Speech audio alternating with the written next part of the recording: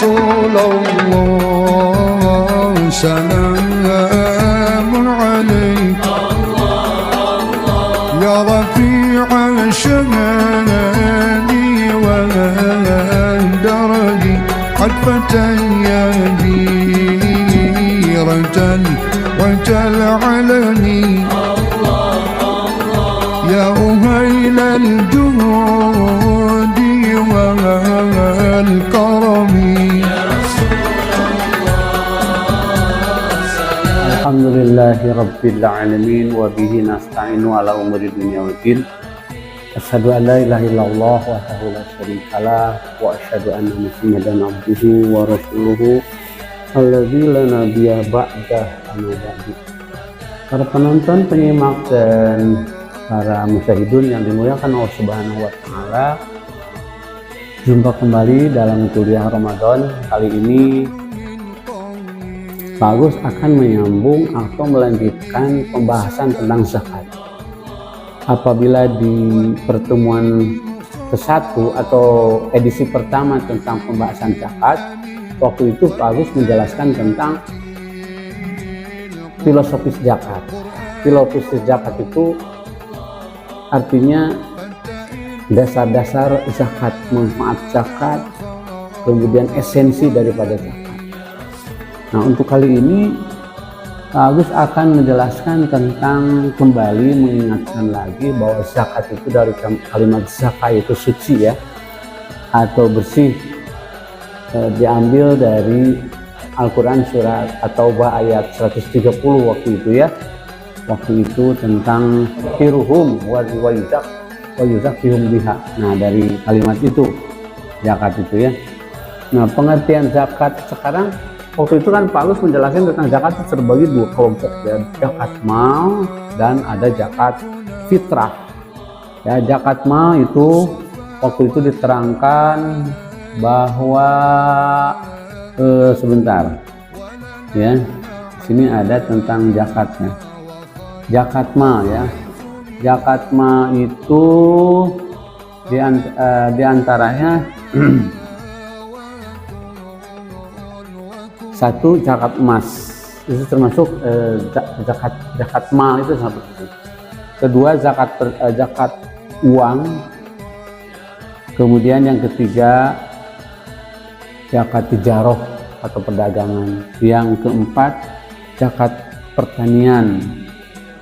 Kelima, zakat peternakan. Keenam, zakat pertambangan. Tujuh, zakat pendapatan atau zakat rikaz ya. Itu diantaranya. Nanti ada sedikit perbedaan di kalangan para ahli fikih. Ada disebut zakat profesi atau zakat penghasilan, kemudian pendapat lain tidak ada zakat profesi, tidak ada zakat penghasilan. Kenapa? Karena tidak ada dalilnya yang menjelaskan hal itu.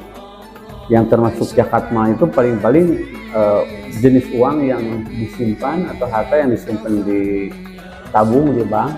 Apabila sudah mencapai, dikiaskan kepada zakat emas simpanan yang 90 gram atau 85 gram itu, kalau kita memiliki uang di bank disimpan itu senilai minimal 85 gram emas ya, atau 80 lah ya, baru itu terkena kewajiban zakat setiap tahun sekali harus dikeluarkan. Adapun zakat perhiasan itu dikeluarkan setiap dimiliki atau ketika kita beli. Misalnya kita beli emas, meskipun 1 gram ada zakatnya 2,5%. Tapi kalau si emas perhiasan itu aku kasihkan kepada si B itu wajib lagi zakat. Atau dijual kepada orang lain yang membeli emas dari kita itu wajib zakat lagi. Jadi wajib zakat emas perhiasan itu selama kita pakai, kita gunakan, kita miliki selama itu, tidak setiap tahun. Itu bedanya ya. Kemudian ada zakat pertambangan, hasil tambang, kemudian pertanian. Pertanian juga terbagi dua. Ada yang 10%, ada 55% ya, dari batas minimal yang harus dizakati. 5% apabila airnya menggunakan air harus mengeluarkan dana atau biaya ongkos, ada kos gitu. 10% dari sejumlah hasil pertanian minimal itu apabila menggunakan air gratis, misalnya dari sungai atau dari sawah lain. Nah, seperti itu. Dan syarat-syarat dikenakan zakat itu apabila milik kita sepenuhnya, kemudian hartanya atau malnya itu barang yang halal, cukup nisab, batas minimal, kemudian sehaul. Tapi untuk zakat perniagaan itu tidak dikeluarkan wajib sehaul sekali, tapi setiap kali mempersiapkan dagangan. Misalnya kita mau dagang hari ini nih, kita belanja habis berapa, dikeluarkan zakatnya dulu 2,5%, atau boleh dinantikan sekaligusin gitu, misalnya seminggu sekali, hitung setiap hari berapa. Mau disetahun kan boleh, cuman nanti jumlahnya kita menjadi shock, kaget, kegedean nantinya kalau sudah disetahun, kecuali kalau disimpan, ditabung gitu. Zakat yang harus sudah dikeluarkan tiap hari 2,5% ini ditabung, nanti dikeluarkannya setahun sekali. Tapi tidak seperti zakat mal yang lain, setahun sekali itu memang kewajibannya harus 1 tahun. Kalau zakat perniagaan tidak harus 1 tahun gitu. Yang paling afdol setiap kali kita habis belanja, bahkan sebelum dijual, sebelum dia laku. Jadi zakat tijarah itu bukan dari di persentase dari keuntungan, dari laba, bukan, tapi dari modal. Misalnya kita modal 1 juta nih, keluarin 25.000 dulu. Urusan dagangnya itu laris atau tidak laku urusan kedua. Nah, seperti itu. Sudah ya, sekarang yang lebih urgen untuk kali ini yaitu akan menjelaskan tentang zakat fitrah. Jadi zakat mal itu ya, yang nomor 1 sudah dijelaskan kemarin. Sekarang nomor 2 zakat fitrah. Zakat fitrah itu termasuk zakat nafas, zakat jiwa. Makanya disebut fitrah, fitri ya. Artinya bersih kan? Dari patoro itu.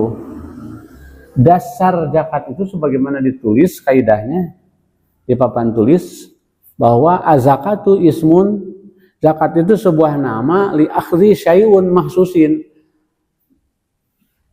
Jadi zakat itu sebuah nama pengambilan sesuatu yang khusus dari harta. Jadi yang khusus dari harta itu tidak sembarangan harta. Meskipun kita punya mobil angkot misalnya, tidak ada zakat mobil angkot, padahal mahal, lebih mahal dari emas.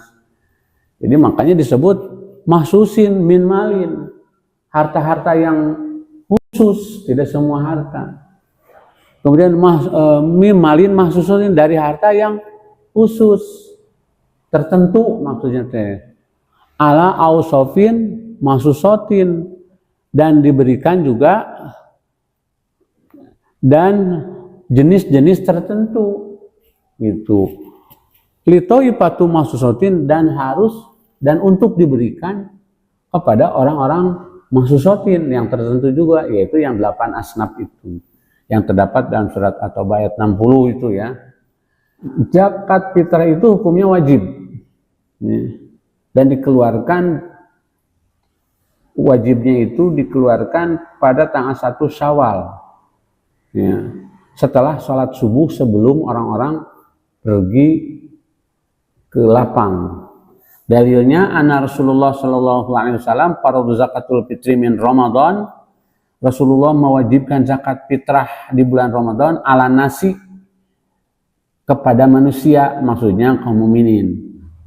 Kemudian ada lagi sebuah istilah fikih tentang zakat ya.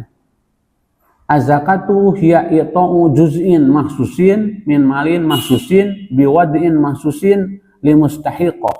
Zakat adalah mengeluarkan sebagian yang khusus tertentu dari harta yang tertentu dengan ketentuan bagi mustahik tertentu.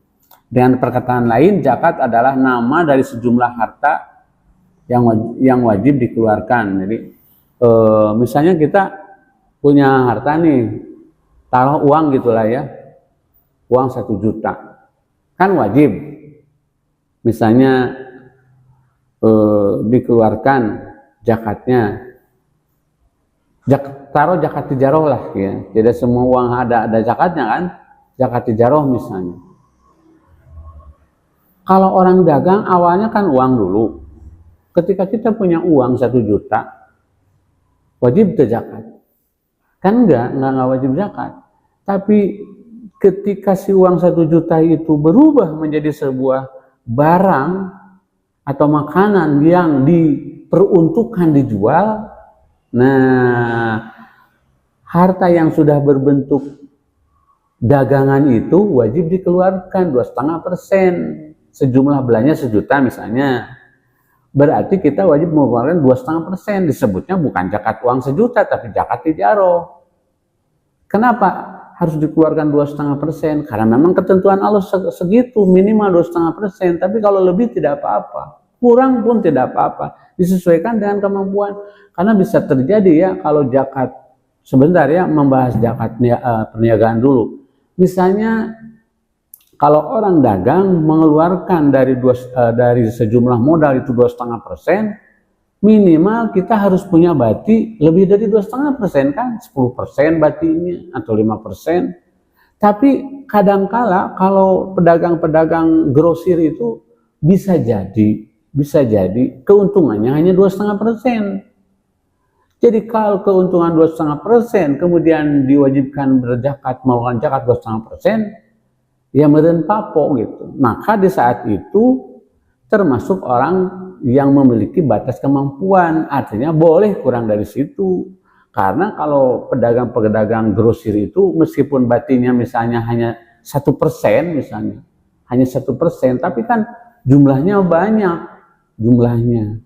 Misalnya taruh kita dapat bati cuma 0,5%, ya keluarin 0,25%, 0,25%. Jadi 2,5% dibagi 10. Kalau memang mengharuskan seperti itu, gitu. Nah, la yukallifullahu nafsan illa wus'aha. Kenapa ngotot harus dikeluarkan zakatnya dan itu wajib? Karena 2,5% itu, harta 2,5% yang wajib dikeluarkan itu bukan milik kita, milik Allah. Jadi harta itu kan hakikat milik Allah. Kalau Allah memerintahkan harus mengeluarkan 2,5%, berarti yang 2,5% itu milik Allah, harta Allah. Kita hanya dititipi aja. Dan Allah yang memiliki harta yang 2,5% itu mengamanatkan kepada kita untuk disampaikan, diberikan kepada mustahik di antara yang 8 golongan ya. Itu kan yang 8 golongan itu hanya tinggal berapa asnaf lagi gitu. Kalau kita tidak mengeluarkan zakat, artinya kita mengkorup harta milik Allah. Kita memakan harta yang tidak diridhoi oleh Allah. Kita mencuri harta dari Allah. Makanya kan mencari harta itu harus halal. Yang dihalalkan itu menurut Allah dagang, beburuh atau upah, hadiah, pemberian, waris, itu kan yang dihalalkan. Yang perpindahan harta yang halal itu diatur oleh Islam, oleh Allah, tidak sembarangan. Kalau kita memiliki harta yang tidak sah, itu kan haram hukumnya. Atau praktek-praktek dalam kasab kita itu menyalahi batasan-batasan aturan Allah, itu menjadi haram nantinya. Kenapa? Karena semuanya itu milik Allah, Allah yang ngatur gitu. Jadi milik kita itu yang kita peroleh dengan cara yang halal, yang diperoleh dengan cara yang benar, yang baik. Sisanya Allah menyuruh sebagian kecil harta kamu keluarin zakatnya. Kenapa? Karena itu milik Allah dan Allah mengamanatkan agar menyampaikan kepada orang-orang yang berhak menerima. Itu ya pada dasarnya. Kemudian surat atau bait 103 yang pernah dibahas di pertemuan awal, di mana Allah memerintahkan kepada orang-orang yang memiliki kewajiban zakat, khudz min amwalihim shadaqatun. Perintah khudz kepada siapa? Khudz kan kepada amilin, petugas zakat. Ambil gitu. Ambil. Kalau perintah kepada muzaki itu kan suka merangkai dengan perintah sholat. Aqimus sholat wa atuz zakat. Dirikan sholat, bayarkan zakat. Nah itu perintah kepada individu yang berkewajiban mengeluarkan zakat. Sedangkan dalam surat atau ayat 103, khuz min amwalihim shadaqatan tutahhirukum wa tuzakkum bi, itu perintah hitopnya kepada petugas-petugas zakat agar diambil, jangan dibiarkan. Kalau dibiarkan, yang sudah memiliki jabatan amilin itu jadi dosa nantinya, gitu, karena tidak amanah. Kemudian zakat fitrah, yang dimaksud zakat fitrah tadi ya udah dijelaskan, yang populer asalnya fitri jadi fitrah. Dalam surat Ar-Rum ayat 30 tentang zakat fitrah, fa'aqim wajhaka lidini hanifa fitratallahi allati fataran nas 'alaiha. Dirikan hadapkan wajahmu lillazina lidini hanifa, terhadap agama yang lurus. Jadi menghadapkan wajah kepada agama yang lurus itu bukan menghadapkan wajah ini saja, maksudnya konsentrasikan, fokuskan kehidupanmu, ya, jiwa ragamu untuk mengamalkan agama Islam. Yang mana agama Islam itu fitrah, agama fitrah. Nah, di sini diambilnya zakat fitrah itu. Fitrah fatarallahi allati fataran nas 'alaiha, di mana manusia diciptakan itu sinergi dengan agama Islam. Sinergi Islam itu untuk manusia yang diciptakan Allah. Manusia yang diciptakan Allah itu harus beragama. Apabila lepas dari itu berarti keluar dari fitrinya, dari fitrahnya. Kemudian pada ayat lain kronologis zakat fitrah ya. Wa id akhadha rabbuka min bani adama min zuhurihim dzurriyyatahum wa syahadahum ala anfusihim alastu bi rabbihim qalu bala syahidna an taqulu yaumal qiyamati inna kunna hadza ghafilin. Nah, ketika Tuhan mengeluarkan keturunan Adam dari sulbi mereka dan mengambil kesaksian terhadap jiwa dan berfirman, bukanlah aku ini Tuhanmu? Mereka menjawab, betul, kami menjadi saksi. Kami lakukan demikian agar hari kiamat kamu tidak mengatakan sesungguhnya kami Bani Adam adalah orang-orang yang lengah terhadap ini. Ya, clear bahwa Allah menciptakan manusia sebelum dilahirkan ke bumi, bahkan kita sudah dibaiat ruh kita itu, ya, bahwa Allah bertanya, bukanlah saya ini adalah Tuhanmu, alastu bi rabbikum qalu bala syahidna. Nah, secara fitriyah agama Islam sudah dianut oleh setiap manusia sejak di kandungan ibu, sejak di alam arwah sebelum dilahirkan. Yang di dunianya agamanya Kristen, agama Katolik, Protestan, sebenarnya ketika di alam ruh tidak ada, semuanya fitrah. Makanya agama Islam itu disebut agama fitrah, ya. Kenapa? Karena di dalam Sahih Bukhari Rasulullah pernah bersabda, kullu mauludin yuladu ala fitrah fa abawahu yuhawidani aw yunasirnahu aw yumajjisnahu.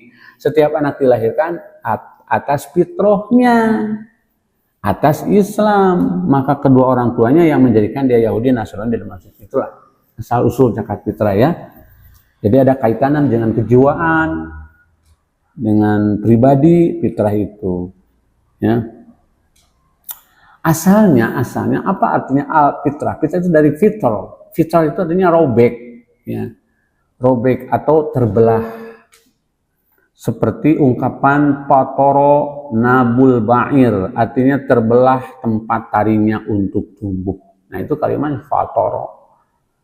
Kemudian dalam surat Fatir Al-Infitor ayat 1, inas sama'um fatorot, apabila langit terbelah. Jadi pecah fitrah itu asal-muasalnya. Qala Ibnu Umar, farada Rasulullah sallallahu alaihi wasallam zakatul fitri so'an min tamrin aw so'an min syairin ala abdi wa quri wa zakari wa unsa. Tadi kan udah ya, ditambahan wa soghiri wal kabiri, anak kecil atau orang dewasa, minal muslimin, dari kaum muslimin, wa amaro, dan diperintahkan, antu ada, untuk ditunaikan, dibayarkan, disampaikan, didistribusikan. Kapan? Qobla hurujin nas ila sholat, sebelum manusia keluar untuk sholat Idul Fitri, Clear. Sahih Bukhari.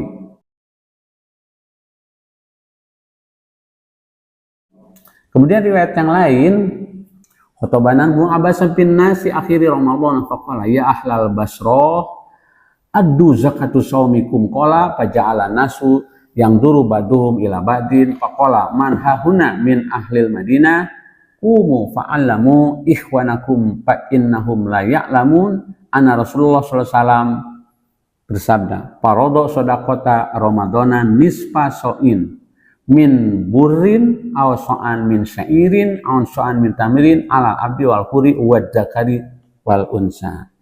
Itulah hadis menguatkannya. Ibnu Abbas melanjutkan perkataannya, siapakah di sini yang berasal dari Madinah? Bangunlah, ajarkanlah saudara-saudara kalian, karena sesungguhnya mereka tidak mengerti bahwa Rasulullah mewajibkan zakat kepada setiap budak, merdeka, laki, cewek pada bulan Ramadan sebanyak setengah sok gandum, atau satu sok tepung, atau satu sok kurma. Kalau dikonversikan sekarang kan 2,5 kilo beras gitu, atau 2,5 kilo beras atau 3 liter seperempat. Pada riwayat yang lain sekarang, anna Rasulullah Shallallahu Alaihi Wasallam parodo sedekahul fitri telah mewajibkan sedekah fitri. Jadi sudah dijelaskan kemarin kan maksud sedekah di sini adalah sedekah yang wajib yaitu zakat. Ala sogirin wal kabiri atas orang anak kecil atau dewasa wal huri wal abdi yang merdeka atau hamba saya wa zakir wa unsa baik laki maupun perempuan nisfu so'in min buron aw so'in min tamrin aw syairin. Nah, syairin itu kan beras gandum maksudnya.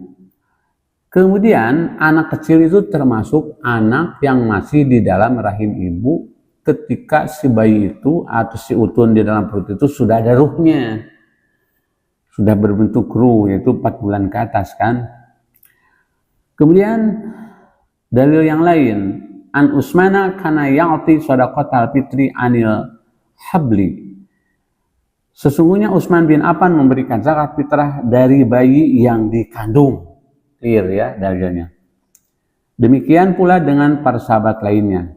An Abi Kilabah qala kana yu'jibuhum an ya'tu zakatal fitri ani saghiri wal kabiri hatta ala habli fi batni ummihi. Adalah menjadi perhatian mereka para sahabat untuk mengeluarkan memberikan zakat fitrah dari anak kecil, dewasa hingga yang berada dalam fi batni ummihi, yang ada dalam perut ibunya. Nah, seperti itu. Sekarang adab-adab menyerahkan zakat fitrah dan ijab kabul. Pertama, ketika orang ingin mengeluarkan zakat, berniat karena Allah, ya, tidak yang lainnya. Dan niat tempatnya tentu saja di dalam hati, tidak ada nawaitu zakat fitri. Tapi kalau ikhwan kita yang suka melakukan itu dengan tidak mengurangi rasa hormat kepada pendapat mereka. Kemudian yang kedua, muzaki sebaiknya mempercepat penitipan kepada amilin. Jangan menunggu akhir Ramadan, karena harus dikelola dulu, ya, harus dikelola dulu oleh para amilin, sehingga amilin pada waktunya yang sangat sempit. Makanya zakat fitrah itu disebut zakatul mudoyak, zakat yang sangat sempit waktunya, antara sholat subuh kepada waktu orang-orang keluar untuk ke lapang sholat dulu, berarti sekitar sejam. Jadi harus cerdas untuk membangkitkannya. Kalau tidak bisa keburu kesiangan, jadi nanti sedekah biasa bukan zakat. Kemudian muzaki hendaklah mengetahui maksud Allah mewajibkannya. Jadi kenapa sih Allah mewajibkan zakat kepada saya? Nah, dalam edisi pertama kan sudah dijelaskan filosofi zakat. Kemudian yang keempat, meskipun tidak mempengaruhi sah dan tidaknya, ya, zakat itu harus dilakukan dengan karena Allah, tidak ada riya, ya. Tapi meskipun riya, tetap kewajiban itu tidak menjadi terabaikan. Kemudian hendaklah memberikan jenis makanan pokok uang zakat yang terbaik. Misalnya dikenakan 40.000, saya mau zakat 50.000 saja. Jangan begini, yang 40.000 zakat fitrah, yang 10.000 sedekah. Udah aja 50 ribuan buat zakat. Berarti masuknya zakat termasuk beras yang paling mahal gitu. Atau uang atau beras misalnya. Kalau mau pakai beras, pakailah beras yang terbaik, bahkan yang tidak dimakan oleh kita. Kita misalnya makan beras itu, makan nasi itu dari beras yang harga 15.000, kita zakat pakai beras yang 20.000. Itu kan urusannya menjadi pahala ya. Lalu ada ijab kabul, ucapan salah terima.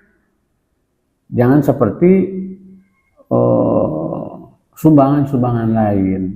Misalnya orang yang zakat itu mengijabkan, Bapak amilin, saya mau menitipkan zakat atas nama diri saya sendiri sebanyak, kalau uang 40.000, atau atas nama keluarga saya 5 jiwa, anak saya, istri saya.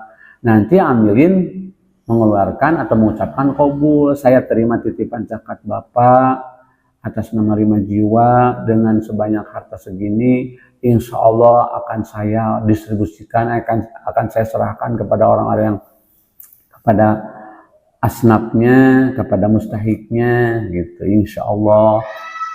Kemudian membacakan doanya, Allahumma sholli ala ahlikum, atau ajarakallahu fima ataita wa baraka fima abqaita wa ja'alahu tahuron. Didoakan, karena dalam surat At-Taubah yang kemarin dibahas sangat dinanti-nantikan doa itu, baik oleh si mustahik kepada amilin, nanti amilin juga menyampaikan doa kepada para mustahik, dan mustahik menyampaikan doa untuk para amilin dan para mujaki. Seperti itu para penonton sekalian ya. Jadi itulah diantara adab-adabnya. Nah kemudian fadilah menjadi amilin nih. Ini luar biasa orang. Jadi Rasulullah SAW memberikan reward atau penghargaan kepada orang yang bekerja untuk pengurusan zakat, baik zakat mal maupun zakat fitrah. Dinyatakan dalam sebuah hadis, al-amilu ala shadaqatin bil haqqi liwajhillahi ta'ala kalfari fi sabilillahi hatta yarji'a ila ahlihi. Amilin itu, kata Rasulullah, amilin yang asyidqo, yang amanah, bil haqqi, dengan melaksanakan kaifiatnya dengan benar sesuai dengan sunnah, liwajhillahi ta'ala, semata-mata karena Allah menjadi amilinnya, bukan semata-mata ingin mencari presentasi. Kalfari fi sabilillah, maka disejajarkan atau sama dengan orang yang pari fi sabilillah, jihad di jalan Allah. Masya Allah ya. Hatta yarji'a ila ahlihi, hingga pulang ke rumahnya masing-masing. Jadi selama kita bekerja menjadi pelantara, menjadi mediasi antara muzaki dengan mustahik, amilin itu diberikan reward oleh Allah Subhanahu wa taala, disejajarkan dengan orang yang jihad fisabilillah. Demikian, semoga manfaat. Kurang lebihnya mohon maaf. Kalau ada yang perlu ditanyakan, boleh Anda tulis di komentar ini. Dan jangan lupa para penonton dan penyimak sekalian, berilah kami subscribe, like, dan komen, dan juga di-share. Agar apa? Agar konten ini banyak yang menonton. Kalau banyak yang menonton berarti bisa dimanfaatkan oleh orang banyak. Tapi kalau tidak mau memberikan subscribe, like, atau komen, itu tidak akan berkembang konten ini. Jadi demi dakwah ya, berilah subscribe, tinggal klik gitu lonceng, kemudian berikan like yang gini, kemudian komentar apa saja ya, mau kritikan, mau apa pula ya, yang baik-baik kata-katanya, itu silahkan ditunggu komentarnya. Dan itu oleh YouTube itu diperhitungkan. Kalau banyak subscribe-nya, banyak viewernya yang nonton, kemudian banyak komentarnya, banyak like-nya, itu akan semakin disebarkan oleh YouTube. Karena YouTube juga berkepentingan untuk menayangkan iklan. Kalau viewernya atau penontonnya minimal 100 atau lebih baru akan menayangkan iklan. Dari iklan itulah mereka YouTube akan memperoleh. Kalau masalah pembuat channel mah tidak terlalu berharap, soalnya itu kan persyaratannya kalau mau memonetisasi persyaratannya berat, subscribernya minimal harus 1000, itu pun tidak seberapa, kemudian viewernya berapa dijumlahkan, harus sekian ratus ribu viewernya, komentarnya, like-nya, itu diperhitungkan, dijumlahkan. Kalau sudah memenuhi kriteria dan persyaratan, baru Pak Agus akan memperoleh bayaran dari YouTube. Masih jauh-jauh banget dan tidak terlampau ambisi terhadap itu, karena mengingat konten yang mengharapkan reward dari YouTube itu harus konten yang sangat-sangat menarik, dan digemari oleh para penonton sekalian. Kalau ini hanya orang-orang yang butuh saja, itu pun yang bisa mengerti ya apa yang Pak Us sampaikan.